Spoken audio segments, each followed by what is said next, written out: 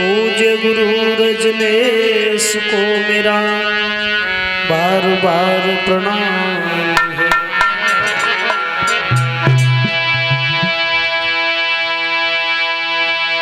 तो गोविंद गाड़ी भीड़ में आज मैं सुमिरत ही तो पति राखी प्रहलाद की सुबह ही भरोसो।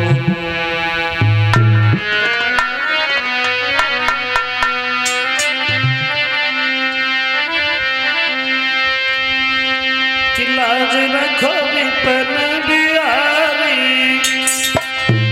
प्यारी राधा के भरतावा।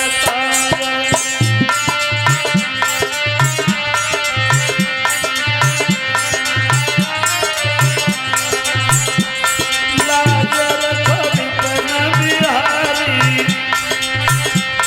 लाज रखो विपन बिहारी प्यारी राधा के भरतावा।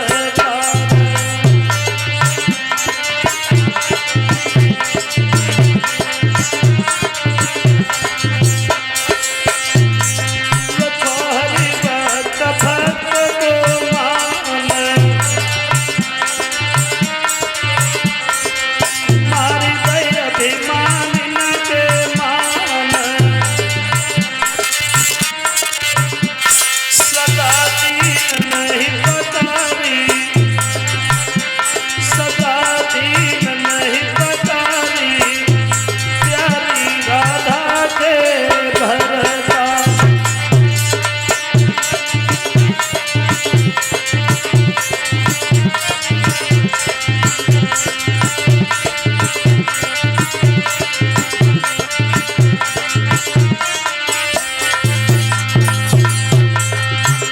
अरे दुर्योधन को भोग न भाया, गुरु को साग विदुर घर खाया।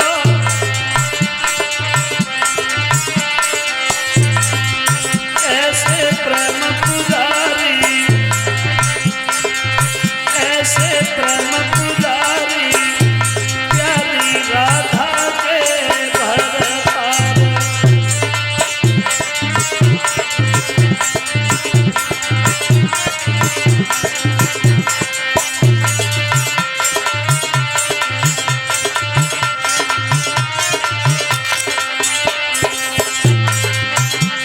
दास तुम्हीं तू तेरा देश, मेरे काटा सभी कलेश।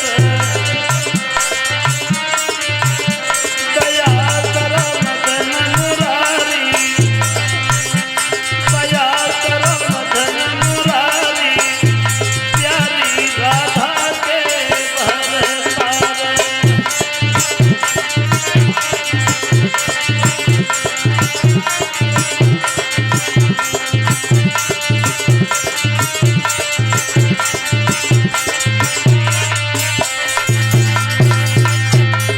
नाथ नित मन में करो ख्याल,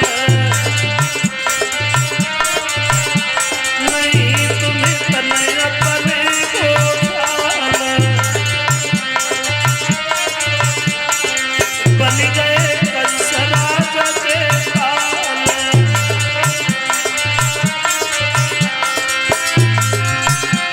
पूतना तुमने मारी, पूतना तुमने मारी प्यारी राधा के भरतावा।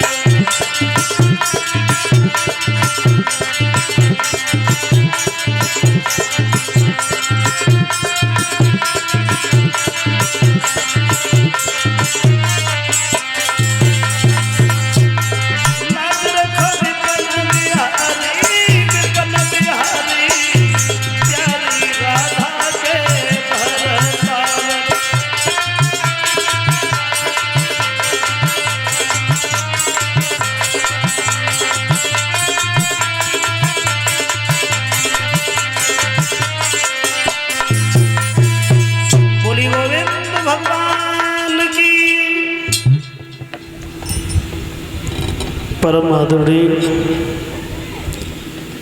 उपस्थित हमारे समस्त श्रोता बंधु, श्रीमद् भागवत कथा यज्ञ अनुष्ठान को चलते हुए आज ये 5वां दिन व्यतीत होने के लिए जा रहा है।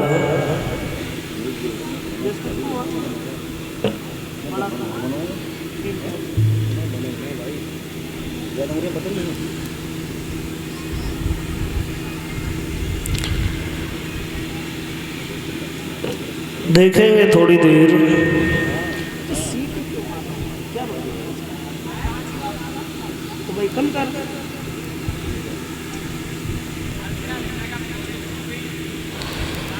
बताया है भक्तजनों,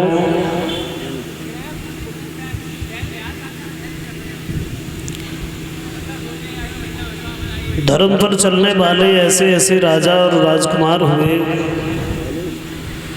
जिन्होंने अपने धर्म के लिए अपनी जिंदगी की परवाह नहीं की,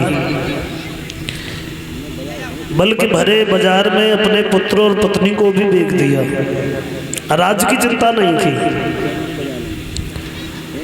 तो ऐसे ऐसे राजा और राजकुमार हमारे देश भारत की भूमि पर हुए हैं। देखेंगे महाराज सत्यव्रत के जीवन के बारे में। उन्हीं महाराज सत्यव्रत को त्रिशंकु भी कहा जाता है, जिन्हीं सत्यव्रत के पुत्र हुए हरिश्चंद्र। हरिश्चंद्र पहले तो ये भी नहीं जानते थे कि ये दान क्या होता है, धर्म क्या होता है। बात को कह करके बदल जाने वाले बड़े ही कंजूस राजा थे। और ये बात उस समय की है जब घर में कोई संतान नहीं थी तारा के। वरुण की कृपा से घर में एक पुत्र हो गया, लेकिन वरुण ने ये कहा था कि हरिश्चंद्र इस बच्चे को हमारे यज्ञ में चढ़ाना है। लड़का हो गया, बच्चे को यज्ञ में ही नहीं चढ़ाया। बात को कह करके बदल गए हरिश्चंद्र। वरुण देव आए, हरिश्चंद्र यज्ञ करो। जवाब दिए महाराज करेंगे, थोड़ा बच्चा बड़ा हो जाए। जवाब दिया बड़ा जल्दी कर रहे हो, तुम तो यज्ञ कर देंगे ना हम तुम्हारा। इस बच्चे के दांत निकल आए ना तब यज्ञ में चढ़ा देंगे, अभी तो बहुत छोटा है।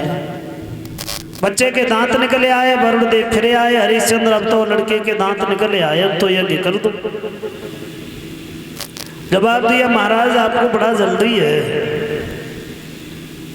हमने दांत बताए थे लेकिन ये वाले दांत थोड़ा ही बताए। अभी ये दांत निकले हैं, अभी ये उखड़ेंगे, दोबारा फिर दांत आएंगे, वो दांत आएंगे तब हम यज्ञ करेंगे। और ऐसे वचन जब सुने वरुण देव कहने लगे हरिश्चंद्र ये लगता है कि तुम्हारे मन में खोट है, तुम मेरा यज्ञ करना नहीं चाहते हो। अगर तुमने हमारा यज्ञ नहीं किया तो हमारे साथ में युद्ध करना पड़ेगा। ध्यान रखना। थोड़े समय के बाद में वही बात तारा ने सुन ली कि महाराज मेरे बच्चे को वरुण के यज्ञ में चढ़ाएंगे। तो उसने रोहितास को घर से निकाल के वन में भेज दिया। वरुण देव फिर आए, हरिश्चंद्र अब तो बच्चे के दूसरे दांत भी आ गए होंगे, अब तो यज्ञ करो। जवाब दिया महाराज सबसे बड़ी बात तो ये है कि अब तो रोहितास ही घर पे नहीं है। ऐसा तो नहीं है कि हमने तुम्हारा यज्ञ नहीं किया तो तुमने ही उस बच्चे को कहीं कर दिया हो। जवाब दिया हरिश्चंद्र हम समझ गए, तुम्हारे मन में खोट है, तुम मेरा यज्ञ करना नहीं चाहते हो।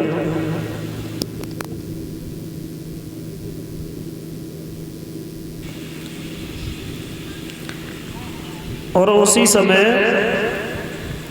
अंत में नतीजा ये हुआ है, वरुण देव से युद्ध किया और उसी युद्ध में हरिश्चंद्र हार गए, उन्हें कुष्ठ रोग हो गया। और रोहितास को मालूम पड़ा है वन में पिताजी घर पे बीमार हैं तो घर पे चलना चाहिए, तो इंद्र ने रोक लिया। जवाब दिया ऐसे गए वरुण देव मार देंगे तुम्हें। ऐसा क्यों नहीं करते हो, अपने बदले में किसी दूसरे बच्चे की बल चढ़ा दो, तुम्हें देखा थोड़ा ही है। और उसी समय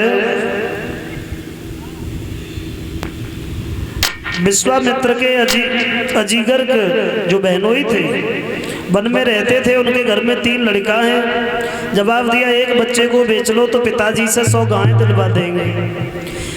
अजीगर के लोभ में आ गए तो बीच वाला लड़का जो था ये कहा है कि ऐसे ले जाओ। सुनाशेष नाम था जिसका, और सुनाशेष को लेकर के जब चले हैं तो रास्ता में विश्वामित्र मिल गए। जवाब दिया कहाँ लेके जा रहे हो ऐसे? बोले 100 गाय दे के लाए, कोई मुफ्त में नहीं लाए, बर्रों के यज्ञ में चढ़ाएंगे। जवाब दिया बड़ा गलत